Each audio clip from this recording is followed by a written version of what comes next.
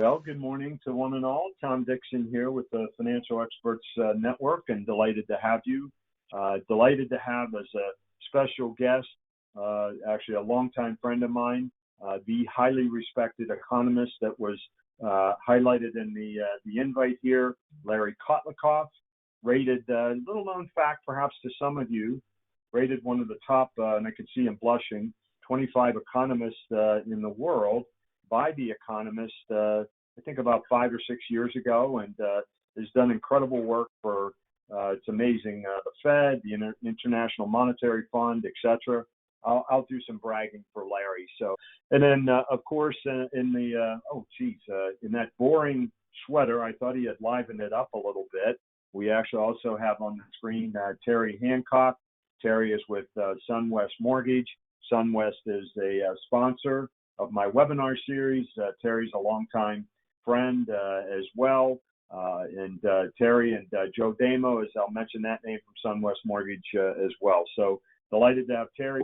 Let me put up a polling question. We need to make sure. And Larry, geez, I'm sorry to put you on the spot, but I'm rooting for you on this one. I'll just say that. Which of the following are true of the HECM credit line, right? A, the growth is dependent on home value appreciation. B, the line growth, the growth in the credit line will vary based on the underlying CMT index. C, the line could be larger, the amount available, than the value of the home.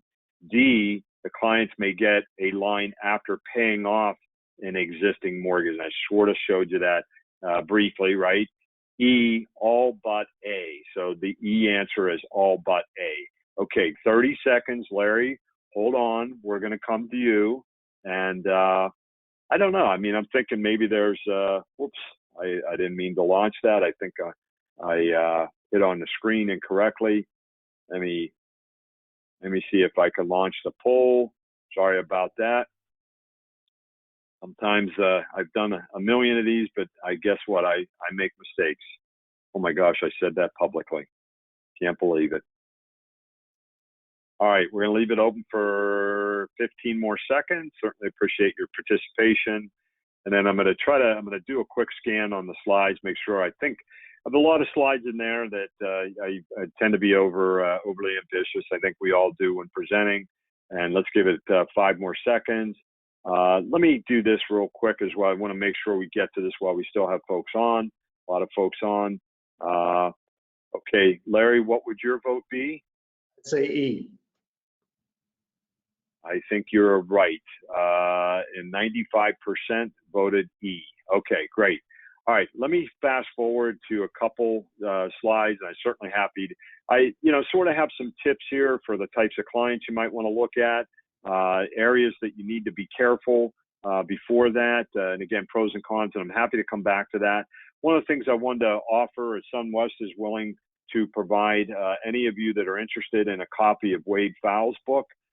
They're willing to provide you a free copy if you just be willing to spend 15 minutes getting educated on reverse mortgages, and that would be with either Terry or Joe Damo.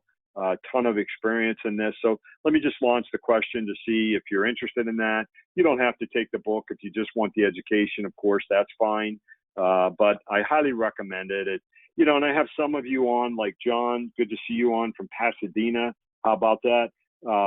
You thought the credit line, the growth was based on a fixed rate. Nope, it's not. Those are some of the nuances of this. And unless you're working with it day in and day out, you guys all work with a million different products. It's hard to stay abreast of it. And guess what? The program's changed. It continues to evolve, I think, all to the better the last couple of years. And you may have a few aha moments like Larry, our guest here, as well, if you get that education. So let me leave that open for 5 more seconds. I appreciate your participation. And then Larry, I think if you're okay with it, I'm going to show some of the Maxify slides for just a minute, and then I think we'll schedule another follow-up session where we go deep on the optimizer. And give me 1 second. And again, thanks to all that participated. Let me just say this, and this is a summary of the things I wanted you to know, some 4 nevers. We're going to skip over the polling question. These are some thoughts, again, from Larry. And then again, and I think you've covered a lot of this. You know, one of the things that I'll say as well at the bottom of this slide, Larry's expressed a concern that you always want to be mindful of capital gains. So, you know, just like with any mortgage, kind of this was reinforced to me recently with a regular mortgage. Again, when you go to calculate capital gains, you're not, the mortgage balance is not relevant. I think we all know that. If you use a reverse mortgage and there is a capital gain to be paid, whether the client's living, right, or not, you want to keep that in mind as you contemplate how much will be how much either the client or the estate will have left to work with. Again, to me, that's one of a few aspects that you want to think about. Larry, anything you want to add to that? Yeah, I mean, if you live in, if there are clients in California, potential clients who bought a house for $100,000 and it's now $2 million, and if they did a reverse and spent a lot of that money, and then they sold, and then they have to sell, now they've got this $1.9 million capital gain. I think that was a $500,000 exemption. So a huge amount of money. They may not have the proceeds from the sale of the house relative to the reverse to actually, to cover that bill, the tax bill. Anyway. Yeah, the interesting thing is with Larry and I had this conversation yesterday. I shared with him, I actually, a few years ago, helped with a client case, a 92-year-old woman in, I think it was San Jose, California, lived in her home forever, had a big trapped gain. She wanted to stay in her home. And in fact, if she moved out, she would have triggered, I think the capital gains would have been, I forget, it was either $300,000 or $400,000, a big ticket. She was able to stay in her home because she used a reverse mortgage, wants to die in her home. And in doing so, not only would she avoid that capital gain and the pain of having to move out, but guess what? It goes into the estate. They have the step-up basis. They avoid the capital gain. So again, certainly want to be mindful of it. If possible, there are ways that this could help avoid that. Here's a few screenshots for a case that Larry modeled. This, the idea that a 62-year-old couple, this is using Maxify, and if you're not familiar, maxify.com. I really like the program. It's really powerful, and it's not goals-based driven or cash flow driven. It's really discretionary spending driven, and you put both sides of the equation in, the income, the assets, and the expenses and the liabilities, and the program dynamically calculates for any client scenario what's available to them over their lifetime. Really very, very neat. Does it in a very intuitive wizard kind of way. And as you'll see in this example, if the clients were to use, compared to their base case, a reverse mortgage, they get a significant upside with using reverse mortgage in terms of what's available to them with discretionary spending. And then Larry modeled different ideas around that. But Larry, I don't want to steal your thunder. Anything you want to add to this before we go to questions? No, I mean, you could, well, one of the things I just picked up from what you said was we've been talking about the risks of having to move, but what you're saying is that the line of credit and the ability to exercise that, I've been saying that it protects you against your house value falling, but what you just said was that it protects you from having to sell your house and realize a capital gain tax. So we have to, and that's actually another kind of light bulb that just went off, that this thing can actually keep you from moving or help you stay in your house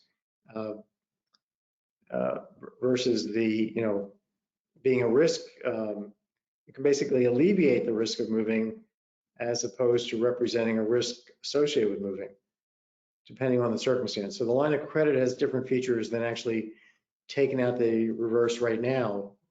Having the option to take it out later has different properties. So one needs to think through all these different scenarios a bit. and see what might be best for the client, where the risks are for the client, and how to use this thing the optimal way. Right, right. So again, folks, I'll say, we're going to do another session and we'll go deep into that Excel workbook, and then we're going to do that alongside of Maxify. One of the things, again, I really like about Maxify is the how it handles real estate and mortgages. In my experience, is better than I think any program that I've seen out there. It certainly has a lot more to it, does some great things around other areas, but in particular, I've not really seen anything that helps you model real estate and mortgages the way that Maxify does. Okay, Terry, if you want to, I think, if you want to hop back on, we'll start to some questions here. We'll rapid fire through, and I'll just announce it's 1:07 Eastern. For those of you that have to jump, you're welcome to stay on. We're going to go for as long as we can to get through all these questions. Larry's going to stay on as long as he can. But if you need to jump, you're more than welcome. Please don't get angry that we're going long. You can jump off if you want. Remember, it's Friday. We should all be happy. And again, let's jump into the questions. So Jeff asked a question. Sounds like he has a client that took a line of credit out, credit line out a few years ago. Now the circumstances have changed. They have more income. They perhaps don't need the credit line, yet they have it in place, and asking, should they refinance to a fixed rate mortgage? I'm assuming they've drawn down on some of it, Jeff, or just make make extra principal payments within the existing reverse mortgage. My advice, Jeff, would be, and Terry could add to this, and Larry could share his thoughts, I would certainly get a proposal, because rates have changed so significantly, and most likely they could have a lower interest rate. You want to weigh the cost of doing that. Perhaps not knowing the circumstances, the home value, etc. But I certainly would get a proposal. There's no harm in doing that. So, and again, you guys can jump in here. Otherwise, I'm just going to keep pushing through. Bruce is asking, this is a question that many have. Is there an advantage to putting a reverse mortgage in earlier versus later in life? I would just say this. Here's the math. That principal limit factor, there's a table to that. Let's say at age 62, 63, 64, that factor or that percentage, it's like a loan to value. It increases roughly by 1% for every year. Compare that to the growth in the credit line of, let's say, 3% right now. And by the way, that growth will accelerate or rise if interest rates rise, and most everybody thinks they will. It's probably going to be above 3%. 3% compared to 1%, you're always going to be, for the most part, better starting earlier than later. And by the way, I'd add too, when you look at the research from people like Harold and John Salter and Wade Pfau, and a lot of the different scenarios they contemplate, they absolutely come to the same conclusion. You're better starting earlier, younger, than waiting. I personally think that's a mistake that many will make. Not to mention, Tom, that values right now are very high also, so it's a good time to implement the line of credit because it will be higher. Great point. Related to this, go ahead, Larry. Maybe you guys could indicate what, if you're taking out, let's say, a $300,000 line of credit, HECM line of credit, how much would the fees be on that? Would that be around $12,000 or so, you think? So that's the only thing you're doing, a line of credit. It would be in that range. It would be in that range. You've got your 2% for your FHA mortgage insurance, and then your closing costs, and if there's an origination fee. So it would be close to that, yes. So if you think about it this way, you pay $12,000 out of pocket right now, and now you have protection against your house going down the tubes in terms of its value, because something unexpected happens to your house value. Maybe you find termites. Maybe they'll found as you're in Vermont, and they found the ground shifts, and your house is about to fall apart.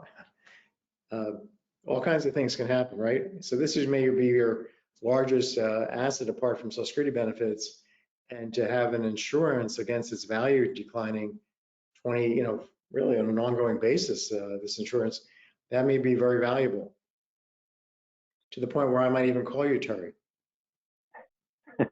I'm ready, Larry. No problem. I'm ready. Okay. Yeah, and again, I would say in addition to that, practically where I've seen it is the credit line. Andrew is asking about the idea of putting a credit line in place, and she had thought, I think, before today that you kind of put this in place only when clients plan to die in their home. But what if they have health issues and they have to move out of their home? Then what? Again, I think Andrea just kind of modeling those various possibilities, one is absolutely makes sense. But again, two, it reminds me, if you have clients that are going to move out of their home, let's say in 5 years or less, then you really want to carefully think about using a reverse mortgage. Absolutely. But if you feel with a high degree of confidence that they're going to live in their home for 5 years or more, then I personally think that it can be a very viable solution, depending on circumstances. But the other thing I was going to say, again, I've seen this used for healthcare expenses for people to stay in their home. That's where I've seen most of it. Yeah, another possible use would be you take the money now, let's say in a lump sum, and I kind of like that better because I know then I know what I have to, it's not a variable interest. I have a fixed interest, so I know what I really owe on the house. But you take the money and use it to buy nursing home insurance or home health care insurance or in-home health care. So that's a way of, if you're illiquid, you don't have the wherewithal to buy long-term care insurance, this may be a mechanism for doing that.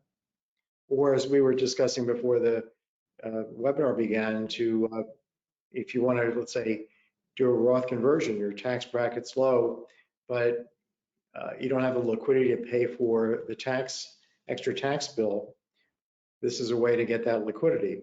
So there's lots of interesting things here. That this thing really expands our opportunity set and all these things can be modeled in Maxify because you can see the cash flow issues and how that affects not just the lifetime present value of your discretionary spending, but the timing. Whether your living standard is going to have to kind of look like this because you're, some years away from getting Social Security. Social Security is a very important issue here. If you wait to 70, you get a much higher check than if you take it at 62. It's 76% higher. Suppose you're 62, you lost your job, you want to wait till 70 to get this really high check, but you don't have the wherewithal to get through between 62 and 70 and pay your bills. Well, the reverse mortgage can help there if you take the money now. That's different from the line of credit. So that also can be modeled in the software easily. Yeah, it's interesting, Larry. I had a couple in Rhode Island, your new home state, in exactly that situation. Same thing, and they were trying to hold off on Social Security, and it's a great reminder. Good. So Ted is commenting that in terms of clients or folks end up putting too much of their value or their net worth into a house. That for many, that is the reality. For sometimes circumstances beyond their control, right? And it's interesting. Jim Lang, who's going to be on in a couple months, and I'm hopefully going to have Larry on. He's sort of known for the Roth conversion strategies, among other things. Brilliant financial planner, CPA, lawyer. He has clients that have these large IRA balances or qualified accounts, a bucket of home equity, a lot of home equity, but nothing else. So those two buckets, again, so they have a lot of that net worth. And he's now looking at interested in showing, geez, what if we tap into that? We take some of the qualified money and we do the Roth conversion, as Larry alluded to. So anyway, I would just say this, Ted, when you have clients that are already they're too far gone. In my view, using a reverse mortgage is certainly a way for them to untrap some of that. Paul is asking Terry if, how does the FHA define upkeep? So, the home is subject to very, very, very random. I've never heard of it in my 11 years. FHA inspections to ensure the homeowner using a reverse mortgage is doing the proper maintenance. How would you define that, broadly speaking, Terry? I would agree that I've never known of a case where they go check afterwards, but during the appraisal process, that is looked at as typically what we call health and safety issues, making sure that the house is in good repair, there's no deferred maintenance.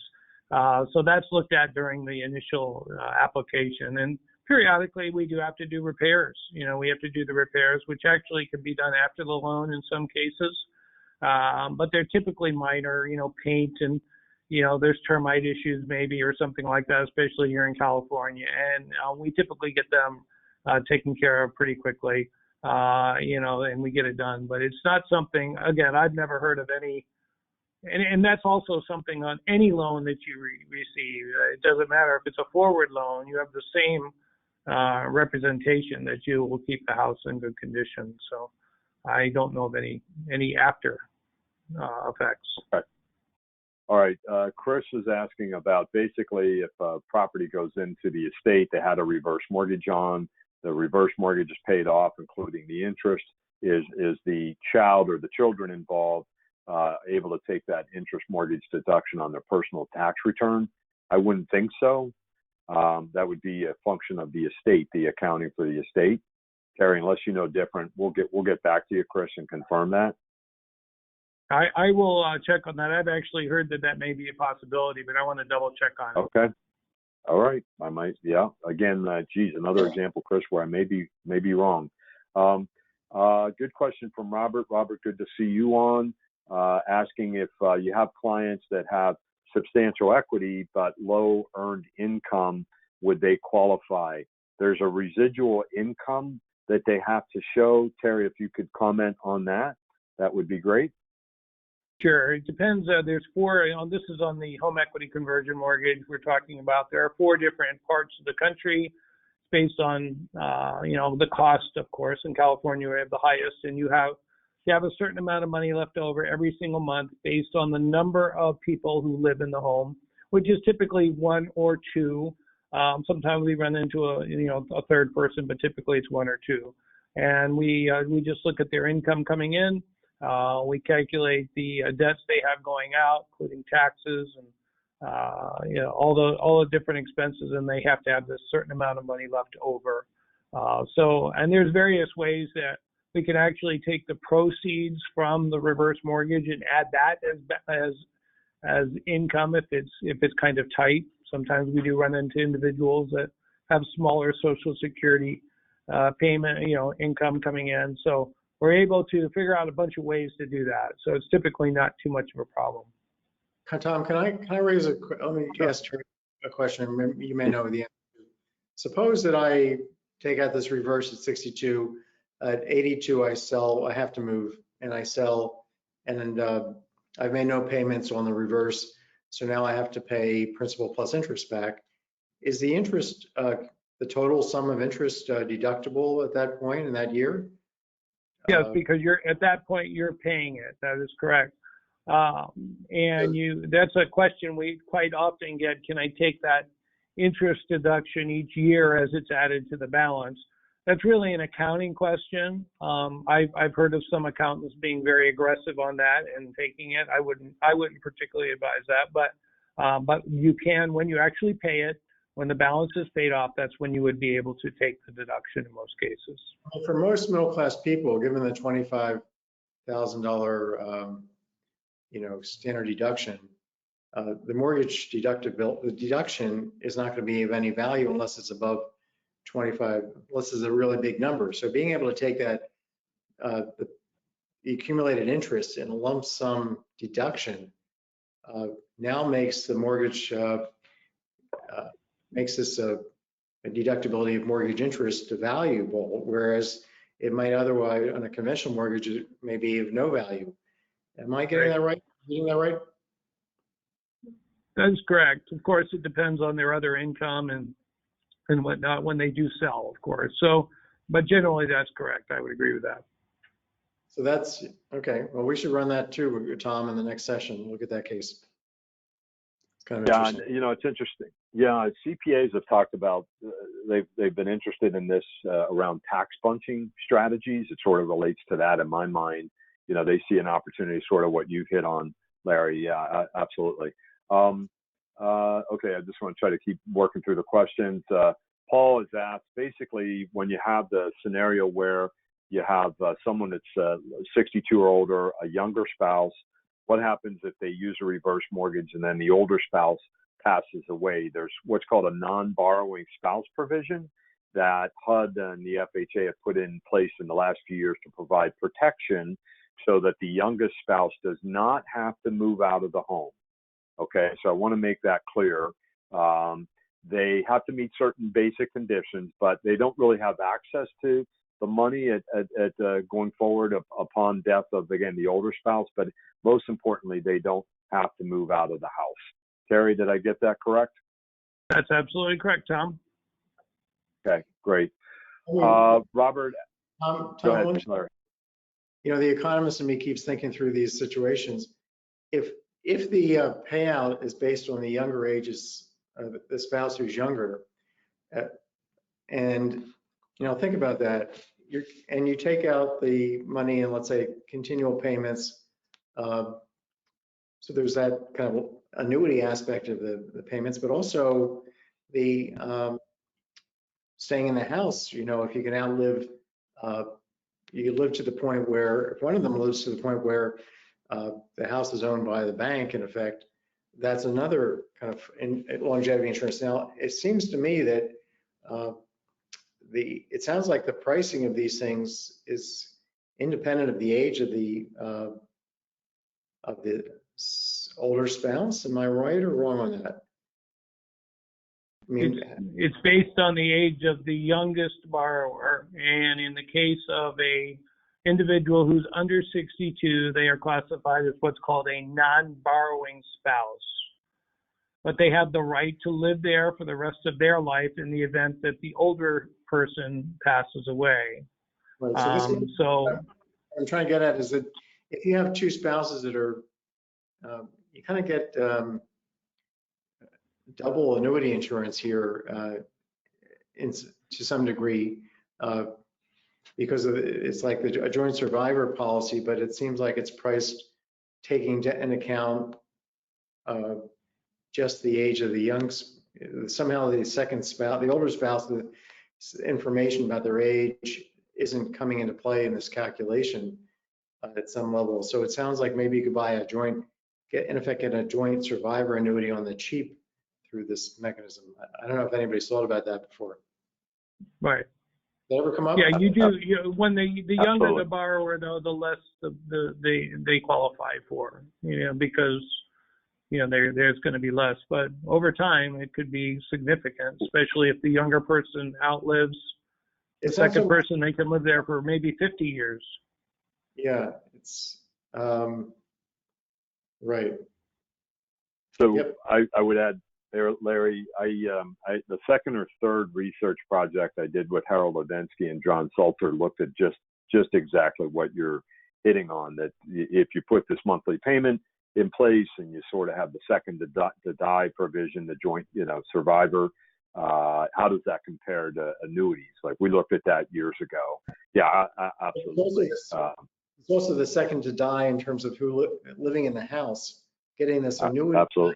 Staying in the house once it's owned by the bank.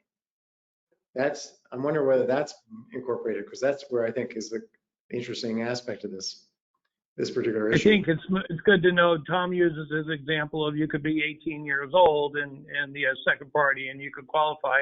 I think from a practical standpoint of what we see, I think the youngest age I've ever done a mortgage for was 56, and that was last week, believe it or not, and that was for a specific reason. So most people do wait till 62, but there's good reasons to do it in some cases. So from a practical standpoint. Okay, we'll keep addressing a few questions here. Again, people were asking about, the difference in fees that you might have. The initial fees will definitely vary by lender. Some will charge things like an origination fee, et cetera. Others won't. Generally, I don't think Terry, I think is always very competitive with that. And Joe Damo. Types of properties, good question from John Lee asking if a property is a primary residence, but it's a mixed-use property that also includes office space below. Is that eligible? No, it has to be it has to be a regular home. Yeah. Okay. I'm just trying to scan through those. Again, it could be a 2 to 4 unit apartment building. That question was asked. Is the entire building used to determine the loan amount? If again, it is a 4 unit building, do they use that or just 1/4 of the calculation, Terry? Yeah, it's all the whole value of the property. They'll be getting rental income from the other 3 units. So. See, I think that's an interesting strategy. We own apartments, so I've been contemplating moving to Providence, buying a beautiful 4 unit, trying to convince Larry to downsize. I could reverse mortgage the $2 million building, take Larry out to lunch occasionally, and geez, it's a win-win all the way around, right? He could live sort of rent-free. But anyway, interest rate, Oscar's asking if the interest rate goes up, does the amount available go down initially? Again, with that calculation, Oscar, that's right. You picked up on that. I will say one of the benefits of getting this in place now is that when I used to go around and evangelize this at FPA chapters, I'd always say, get it in place now and let rising interest rates be your friend. So again, if the clients qualify for more now, and we do have a rising interest rate environment, they have that credit line in place, it's only going to increase or accelerate the growth in that available credit line. Again, Mary, happy to share the spreadsheet. Just would want to do a little one-on-one. Frederick, happy to share that. The initial closing costs will vary state by state. Deborah, good to see you on. Florida does have much higher fees. Unfortunately, if I move to Florida, vote for me for governor. We can change that among other things. Andrew is asking, and vote for Larry for president, by the way, in the next cycle. I would advocate for that. Andrew's asking, once the reverse mortgage, pardon me? I'll be old enough to run. Yeah, there you go. You're age qualified. Once the reverse mortgage is issued, is more money available to the homeowner due to an increase in home value over time? Again, Andrew, absolutely not a factor. Once it's put in place, that credit line, that amount available will grow completely independent of what may or may not happen to the value of the home. If the interest goes up substantially, wouldn't that potentially blow up the strategy of moving and getting cash out to purchase a new home? From Carl. That's a risk, Carl, absolutely. And again, you'd want to model that, but remember that also there are caps on a lot of these choices as well. Jolene is observing that that the loan does have to be repaid at some point. You're going to have one of two possibilities. The clients are going to move out and they're going to move on to the next phase of life, or they're going to pass away. If, again, they had this in place, that loan is going to have to be satisfied by the estate. So, yeah, at some point, I think the context there, Jolene, was for Larry's observation was they could live in the home forever, if you will, never have to pay it back for as long as they live in the home. At least one of them lives in the home. Brings up a good point as well. Again, if you have reverse mortgage in place, say you start at 62, you have that credit line that grows to $400,000 or $500,000. At age 92, one of the two has to move into a nursing home. As long as, again, the healthy spouse is still in the home, no payment due. Let's say the second spouse is now not healthy, has to move in to a facility. If they're out of the home, both of them, for 12 consecutive months, generally speaking, that's when you have the payment due. Now, during that 12 months, let's say after 5 months and 12 days, one of them moves in for one night. it resets that clock and that due payable due clock. So again, that's when you have the payment due is if they're out of the home, generally for 12 months, that's when they're going to get that notice. John, you can access the, yes. Okay, I just want to add one other thing about unless you are mid-sentence, maybe you want to finish your sentence. No, go ahead. Nope, absolutely. Okay, I thought you meant, okay, I'm going to be moving on to a different topic, but with inflation, you know, let's say I do take out the reverse mortgage right now, and I take it out in the form of payments that continue maybe till I die, but now I'm locked into this variable rate interest on the amounts that I've been taking out. And so there's a couple things to be said here, which is you know, over time, I'm going to accumulate this balance. So as inflation goes up, what's going to happen is that the real value of the repayment is going to go down. So there's, you know, if you really look at it, it may be that in real terms, inflation adjusted terms, that if the movement of the interest rate is all due to inflation changing, what you lose because you have to pay more nominal terms, you gain by the house value, the mortgage repayment when you have to move, being watered down in real terms because of inflation. So that can end up being kind of close to a wash or a complete wash, it seems to me. So that's just, you know, earlier I raised a concern about, you know, looking carefully about what a variable rate means in the context of inflation. But there's some benefits to inflation if you owe something in nominal terms because you're paying back in watered down dollars. Did I get that? Great. Let me, I'm sorry, I'm just trying to find a slide. I'm getting the question from Jeff as to, give me 1 second. You know, what types of clients should you think about for this? And I've actually tried to create like workbooks for this purpose to help, because I've had this question again when I was in the throes of it many times. And so I have if you're interested, and I've had financial planners that would proactively review every client that they had that were 60 or older to identify ones for whom a reverse mortgage may, and I emphasize may, make sense. You know, to me, this is just like any other, you know, financial instrument. You know, I think it needs to be part of your thinking. That's really it. But here's some again. So with that exercise in mind, it really ties back to the 4 common uses. To me, the most obvious ones are going to be clients that are making mortgage payments, again, that are in their 60s, 70s, and beyond. 2, it really sort of ties to your question, Jeff. If you have clients for whom, you know, their financial plan, their probability of success is in the comfort zone or confidence zone and beyond, I get it. Now, having said that, if they might not have, for example, long-term care insurance, and you have any concern about that, that's where I've seen clients with millions in savings put this in place, and I've seen a fair number of those types of clients. And then the other thing I think personally, my guess is many of you would agree, how many of your clients complain about paying too much in taxes? I think one of the most underutilized possible uses of a reverse mortgage is using the product to help clients minimize their taxes.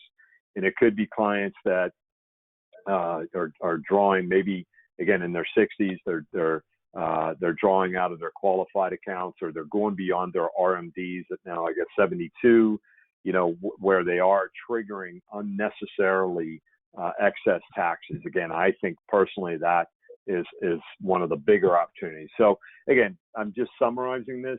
Jeff, if you want, you know, again, I've had planners that I used to work with. They would go through their entire client base and just segment by age, and then go through some of these different uses. I'm happy to kind of chat with you again offline if you want some more around that. You know, Ted's asking a good question. If you know, you put this credit line in place and let's say the home depreciates, and then you take this credit line in place, and then the clients pass away at some point, you know, the kids are not really going to have anything. So, and then just even putting aside that scenario, if the client's mom and dad use the home equity up by using reverse mortgage, you know, what's your goal there, right? Are you trying to really help the clients meet their goals and live, you know, realize the lifestyle that they're interested in, or are they more interested in leaving home equity for their kids? If it's the latter, guess what? A reverse mortgage might not make any sense. From what I've seen, that's very rare. Yes, Larry. Just comment on that. You know, if you say I'm going to hold on to my house for my kids, but you don't have a lot of money, you may in effect force, and you keep living, you may force your kids to become your insurance company, because now they're going to start having to take care of you and give you money. So it's not so clear that, you know, that yes, you're going to have the house, but they've been having to pay along the way. So on balance, it's not clear you're in any different boat than had you done the taken, you know, let's say exercise a line of credit to alleviate your kids having to come up with money to help you. It's interesting. Tom, I'll add one more thing to that, is that we're seeing a lot of, especially higher net worth individuals who have a home typically free and clear, and they get a reverse mortgage with a line of credit in place, you know, in their early 60s. And then in their 70s, it's gone up substantially to say $400,000 to $500,000. They take the money from the line of credit and they gift it to their family members while they are still alive. And they see their family members enjoy that money while they're alive instead of when they're not alive anymore. So that is something that individuals are taking advantage of now. Yeah, it can help your kids might be borrowing cash constraints. This thing can be relieving your own cash constraint or your kids. You may be able to help them get into a house, right? By borrowing in your house. That's right. Or Yeah, see them enjoy the money now while you're still alive. I've actually done that several times, helped individuals buy homes for their children. So yeah, or get them into get them through grad school or something. Right. Some kind of education program without the student. Yeah, right. Amen. Right. Absolutely. You know, Laurie has a question. You know, the interest usually it resets monthly. Laurie's asking that, how often does it reset? I think, Laurie, hopefully that answers your question. You're asking how often does the interest rate reset? It's generally monthly, and as well as the credit line growth, again, is calculated monthly. So that's the frequency there. I pulled up this screen. I'm sorry we didn't get to this. This is to show you the difference in what's available to a client should they own, in this case, a $2 million home, and it's comparing what's available on the left with the HECM program. Again, that's the FHA insured government-backed program with a jumbo or proprietary option. And if you look at the green in the next to the bottom row in the far right, it will illustrate that compared to the on the left there, that in that example, the clients would actually be able to access more money. Now, they don't necessarily have the same payment options with jumbo or proprietary products, but for you, if you have clients that have multi-million-dollar homes, and again, assuming they're in one of the states where these programs are available, if they have an existing mortgage or they're interested in tapping into some of that equity, again, I'll use that 92-year-old where I saw it years ago, or they're in their 80s or their 70s or whatever, this may be something, again, you want to look at. So, Frank, yes. Let me just add a quick comment. This interest rate at the bottom on the right is really high. So that to me raises a red flag about these jumbo HECMs. You know, it's fine if you're never going to move, but if you are going to have to move, you want to be able to have something out of that house that you can then use for your next house with a HECM new purchase loan, or just take the money and rent. But if you're paying 6.5%, that compounding is really high. You know, what you can earn today on long-term treasuries is 2%. So it's a 4.5% differential. So word to the wise, you know, to the wise here, think through all these scenarios and use the appropriate interest rate in valuing that repayment scenario. I will tell you, Larry, that there's some changes that are being made in that jumbo space. They're all proprietary. They're not government loans. And I can tell you that I know our company is considering a line of credit program that's very similar to the HECM program, so at much better rates. So you're going to see some changes as it continues to evolve. So we're excited about that too. But good reminder, you always want to look at multiple options. And I know there are rates that I believe are in the 4s for the jumbo products. So much lower rates are available. Again, there's a range of options, just sort of like with traditional mortgages is how I relate to it. Let me just, again, folks, if you need to leave, we still have questions. And you're a subscriber. If you're James, I know you're asking about CPE. You certainly are more than qualified if you need to jump off. We will miss you. Have a good weekend. Tom, again, on the, Larry. I'll stop pretty much now. So I'm but this has been a lot of fun. I learned a lot. And Terry, give me a call. I'll call you. Wow. There you go. Thank you. I like your sweaters. All right. I love it. Goodbye. I'm from Rhode Island, Larry, so I'll be there. Oh, you're? Okay, cool. Yeah. Thank you, Larry. Much Thanks, appreciated. Tom. Okay. All right. Be well. Have a good weekend. All right, folks. We'll stay on if you like. I think we still have questions. I would just say we've had questions on the initial fees. Again, a lot of questions around that. With the HECM program, again, it's going to be 2% of whatever that appraised value is. That's the initial FHA mortgage insurance premium. There is an ongoing FHA charge of 50 basis points or half of 1% that will apply only to any loan balance you have. In addition to that, the initial fees, again, if you have any transfer fees or title or things of that nature, have traditional real estate closing costs, and then you may or may not have an origination fee as well. Again, it all depends on circumstance.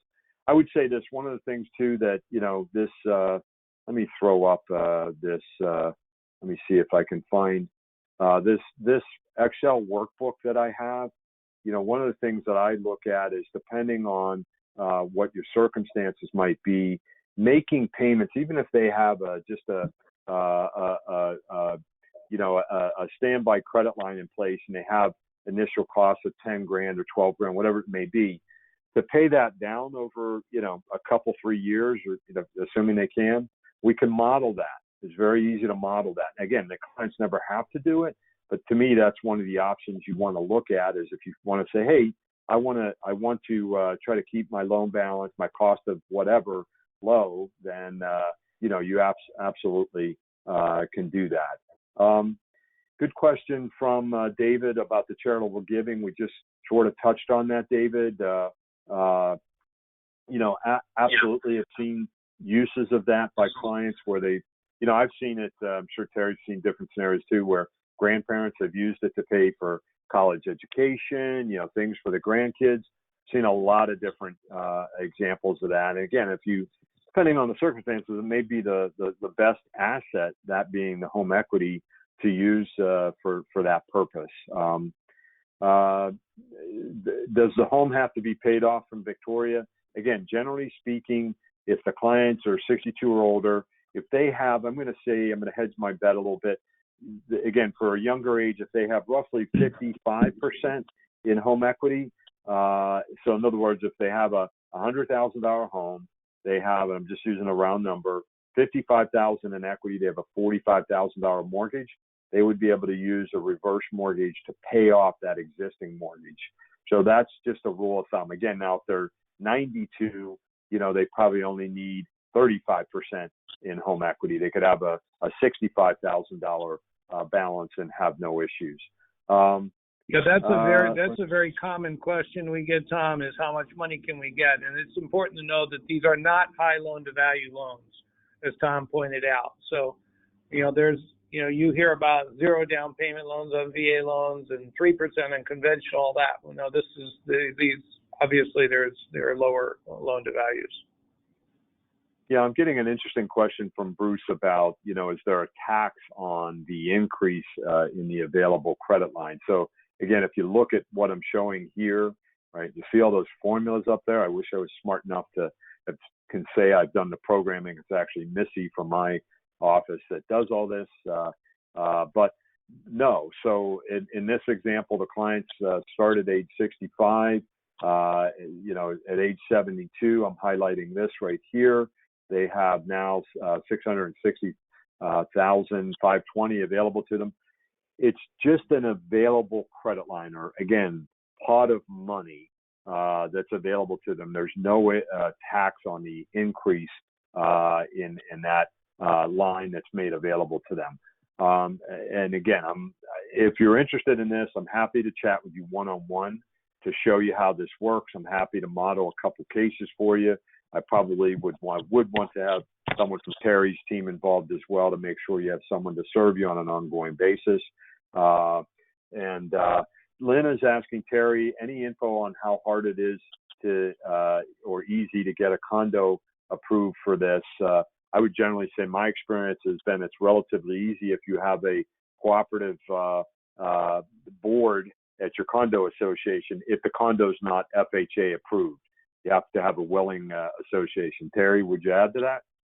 I would agree with that. And we can do single unit approvals if the condo association is not approved. So we can do that. It does take a little bit longer just because we do have to get the condominium associations, ear too. They're involved in this. One thing about the proprietary programs, our program also allows for conventional or Fannie Mae approval, which is a lot easier than FHA. So on the proprietary jumbo, it's a little bit simpler. I'm reminded of putting up another polling question that I wanted to do. David's commenting that he's actually used a reverse mortgage when he's had a couple divorce situations.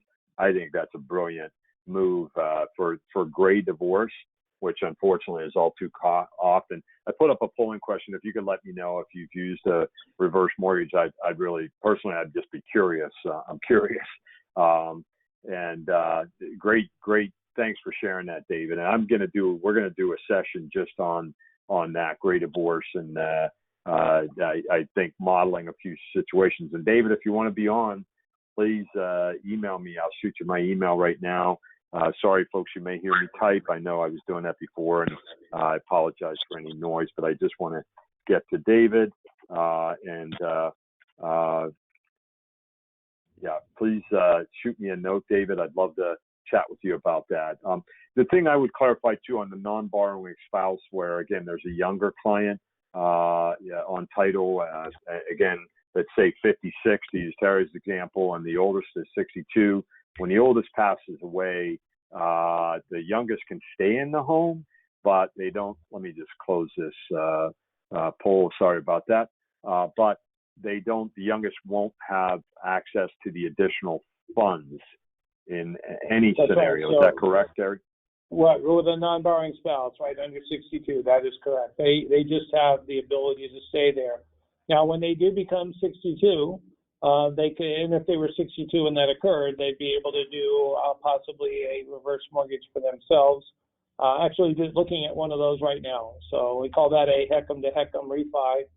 And that's a great program, too, because there's some safeguards to protect the senior themselves. We have to pass tests that guarantee the client receives a certain amount of money and that the closing costs are acceptable. So there's some rules around that, so just refi to refi. So it's very, very, very good program. Yeah, David from Orlando, good to see you on. He's observing, do you as a planner, are you asking? And that, I wanted to comment that John Salter is a planner, a researcher from Texas Tech, works with Harold Avensky. And John has, I think, probably been one of the most successful in getting his clients to really use a reverse mortgage, no surprise. But one of the things he would ask his clients when they, first start to learn about it if, what do you want to leave your kids? Do you want to leave them the investment accounts, or do you want to leave them the home? And almost unanimously it was, no, they don't want the home. So, that's a great point that I think a lot of people, sort of have the misconception that kids want the home. If they do, great. I think it's far less than you would ever imagine. So, great question from Hank. Terry asking, do the other protections from the HECM program apply to the jumbo proprietary reverse mortgage? Terry? Are you talking about from the standpoint of the equity, I assume? If you're upside down, yes, that is definitely a part of it. And there's some various little differences, but for the most part, it does mirror the HECM program, especially when it comes to the safeguards. You still have to attend counseling. If one person passes away, that's not a problem. The other person can stay there. And if you're upside down at the end, no harm, no foul. It's just assumed by the lender. Yeah. So generally the same protections apply. Hank, by the way, I think you're in Rhode Island. You're close to Larry. You two need to get together. I hope to come up for a visit when we get back to safer times.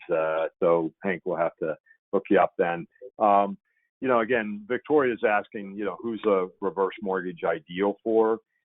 I've modeled hundreds, if not thousands of cases. And by the way, I've helped people, if you want to learn how to model this in MoneyGuide Pro or eMoney or whatever, I'm happy to, again, do a call with you to show you how to do that.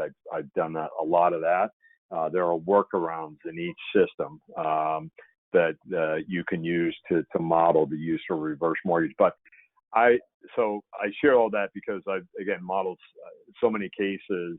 And to me, unless you have, I'm going to say generally at least $1.5 million to $2 million in investable assets in your early 60s, I think you absolutely proactively should be looking at a reverse mortgage.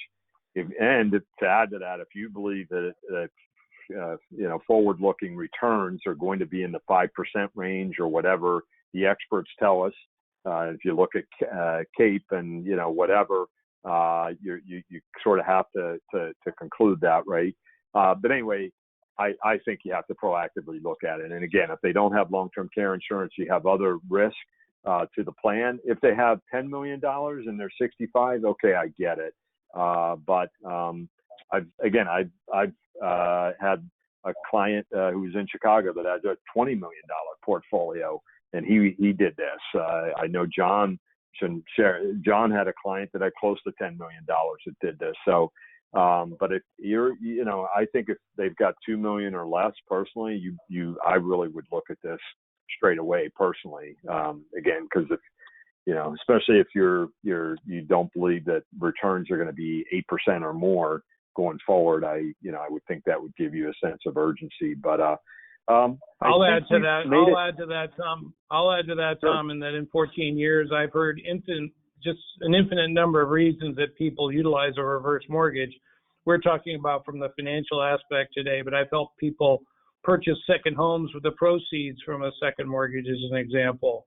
As we've touched on before, to pay for college expenses, and you just never know what's on the customer's mind. And, I'm sure that's a part of what most everyone does, is they want to know their client, what is important to them. And you'd be amazed how it might work better than taking funds out of other investments that they have. So there's a lot of reasons. One other question I realized I missed. Co-ops, no, it does not work on co-ops.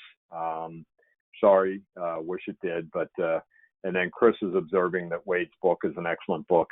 Absolutely. No question. It's for the serious-minded, I would say this. Monica, you can refinance a reverse mortgage. Terry just touched on that. It has to be seasoned. I believe it has to be in place for at least a year before you can do that. But 18 months, Tom. 18 months. Okay. You should reach out to Terry about that. And again, I think we've addressed most of the questions. I certainly hope you found today to be helpful.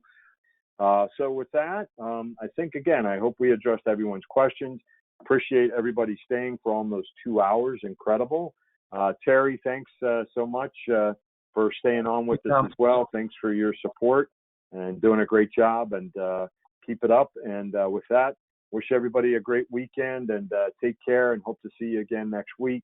And stay safe and stay healthy.